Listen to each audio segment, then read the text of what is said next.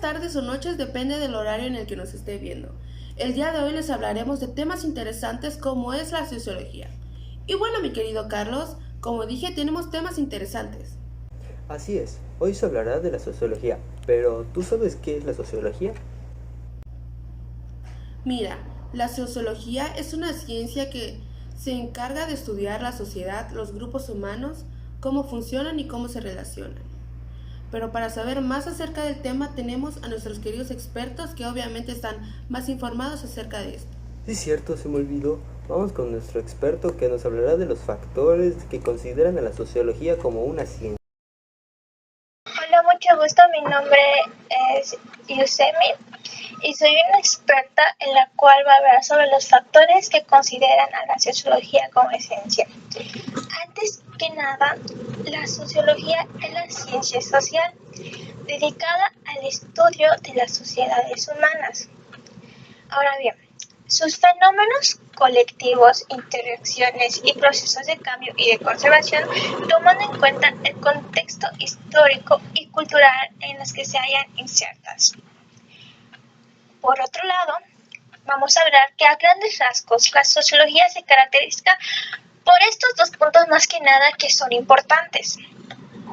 Se ocupa del estudio de las partes constituyentes y las dinámicas internas de las sociedades humanas, para comprender los modos en que cambia o se conserva la vida social. Por otro lado, lo que viene siendo la sociología, como mencioné anteriormente, que es una ciencia social, en esto se viene aplicando el método científico a las áreas sociales o humanas del saber. Gran exposición, y ciertamente es un tema de gran interés, pero igual tenemos otro tema igual de interesante. La sociología es su conducción transversal con otras disciplinas, pero claro que para eso tenemos a otro experto que nos hablará acerca de esto. Muchas gracias por la palabra y por el tiempo. Sabemos que ahora que la sociología es el estudio que se centra en investigar y estudiar el comportamiento social de los seres humanos, los diferentes grupos y las organizaciones que componen la sociedad. ¿Se han preguntado cómo es que la sociología interviene en la sociedad y en sus problemas actuales? Primero que nada, en la actualidad, cada vez las personas están utilizando las redes sociales y el Internet. Es por eso que las personas constantemente están cambiando sus ideas, su forma de ser e incluso sus formas de vida. La sociología se encarga de estudiar estos comportamientos. En esta sección estaremos investigando y abordando temas de tres problemas actuales. El primer tema a abordar es la discriminación. La discriminación consiste en dar un trato desfavorable e injusto a una persona o a un grupo de personas. Generalmente esta se da por su origen, identidad o forma de vida.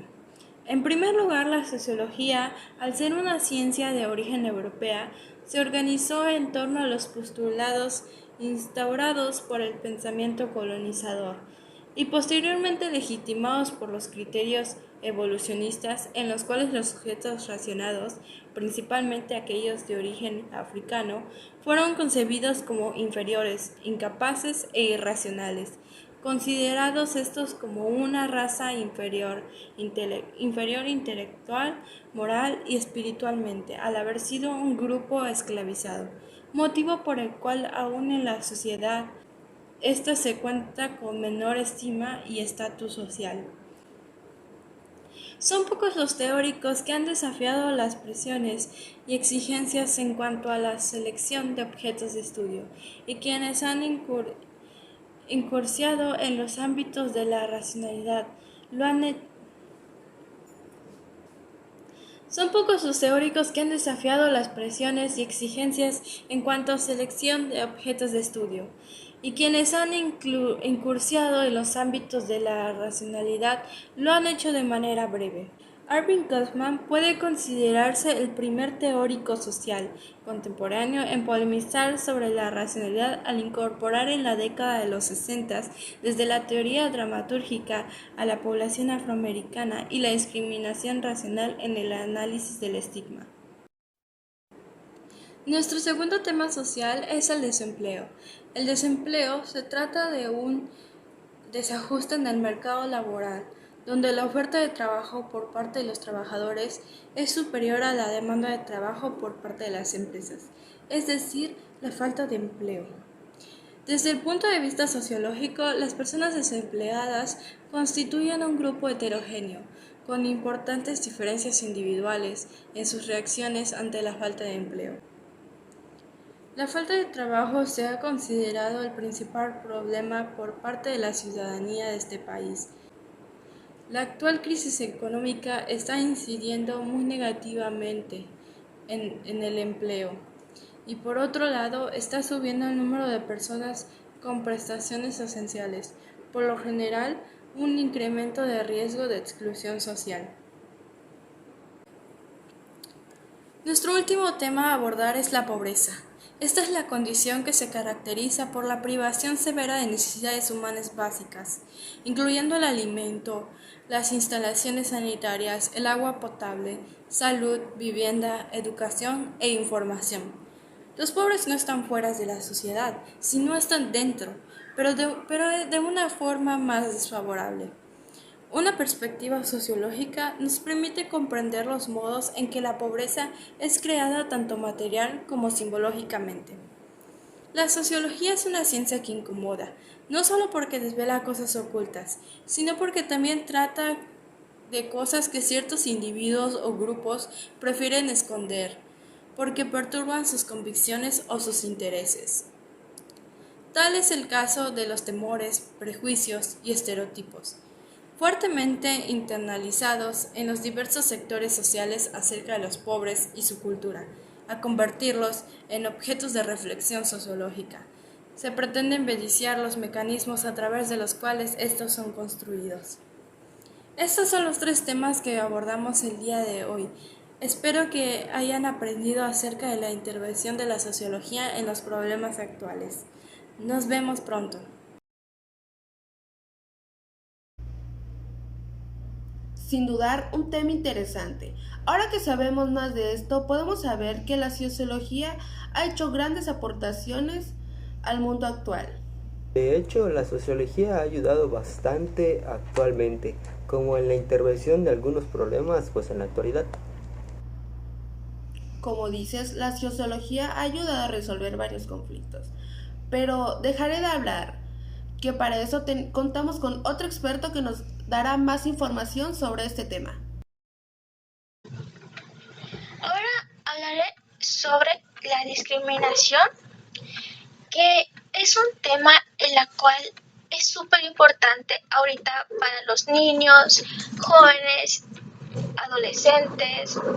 ¿Por qué?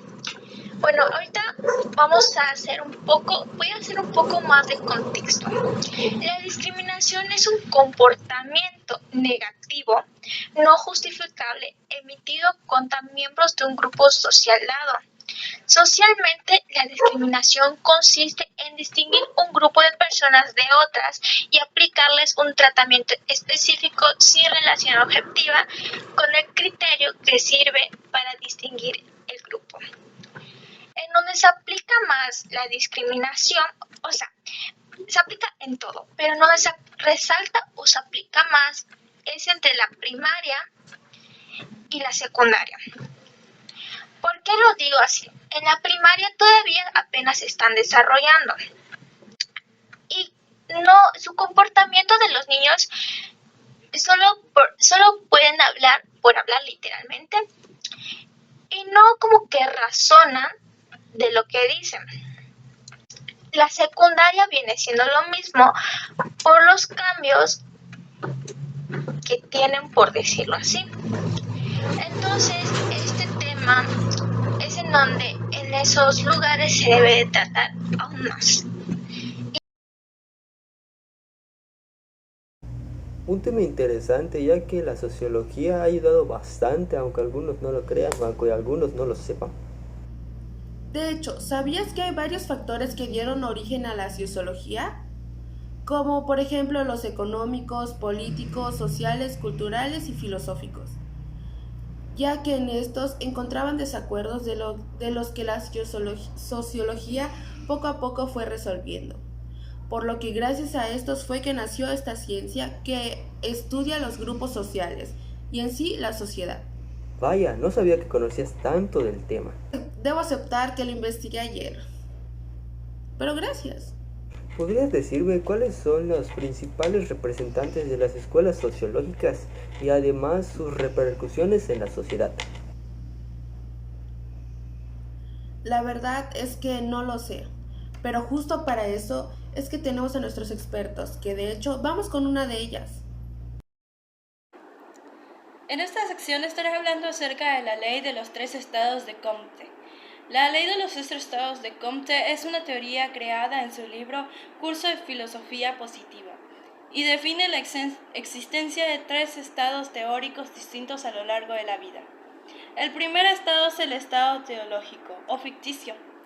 El segundo es el estado metafísico o abstracto. Como tercer estado tenemos el científico o positivo. Ahora explicaré cada uno de ellos. El estado teológico predomina la imaginación, lo sobrenatural en la búsqueda de las causas y principios de las cosas, bajo las creencias del fetichismo, el politeísmo y el monoteísmo. El segundo es el estado metafísico. Sustituye la divinidad sobrenatural por lo ontológico, más hacia la esencia y las causas de lo real. Por último tenemos el estado positivo. Esto se desplaza por la imaginación y la observación, y la relación de los fenómenos con la realidad. Esta abre una ventana hacia la inteligencia humana y el razonamiento. Eso es todo. Muchas gracias por el tiempo. Espero que hayan podido aprender un poco más acerca de la ley de los tres estados de Comte. Qué grandes sorpresas nos estamos llevando el día de hoy, pero nos seguimos llevando aún más sorpresas. De hecho, nuestros operadores continuarán con la siguiente cápsula. A continuación les hablaremos sobre qué es el desempleo, qué son los grupos vulnerables y qué es el crecimiento demográfico.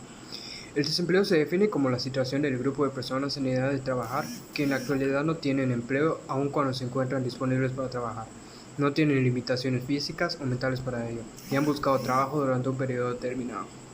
¿Qué son los grupos vulnerables? Considerado como vulnerables a diversos grupos de la población entre los que se encuentran las niñas, los niños y jóvenes en situación de calle, los migrantes, las personas con discapacidad, los adultos mayores y la población indígena, que más allá de su pobreza viven en situaciones de riesgo. Y por último, ¿qué es el crecimiento demográfico?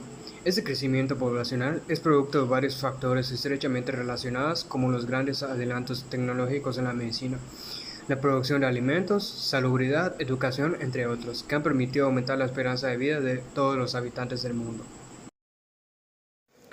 Ahora hablaré acerca de la estratificación social, que es una teoría sociológica que nos habla acerca de que la sociedad está dividida por capas. Para hacer esta división de la sociedad se toman diversas características de los individuos que ocupen su lugar en estos estratos. Que principalmente son económicos, ¿no? La subdivisión habla acerca de la burguesía, en la cual pertenece la gente que tiene dinero, ya sea por herencia familiar principalmente, u otras maneras, y lo proletariado, que son los trabajadores que trabajan varias horas en los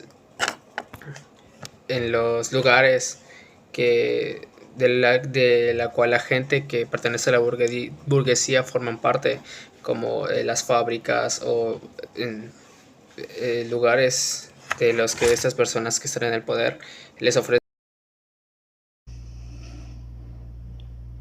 Temas muy interesantes que por supuesto es importante saber de esto. Seguimos teniendo más por hablar, pero claro que no lo diré yo. A continuación hablaré acerca de la ley de los tres estados. La ley de los tres estados es una teoría que surge en la obra del autor Augusto Comte, llamada Curso de Filosofía Positiva, que es publicado en 6 volúmenes de 1830 a 1845. La teoría menciona que la humanidad pasa por 3 estados teóricos o mentales. El primero es el teológico, en el que se deduce mucho y se usa mucho la imaginación para responder las preguntas que se hace la humanidad. La segunda está basada más en la crítica, y la tercera es el desenlace que hay después de haber pasado por las primeras 2 etapas, en la que se logra progresar de forma unificada los pensamientos y ordenar todo esto, y esto ayuda al avance de la sociedad.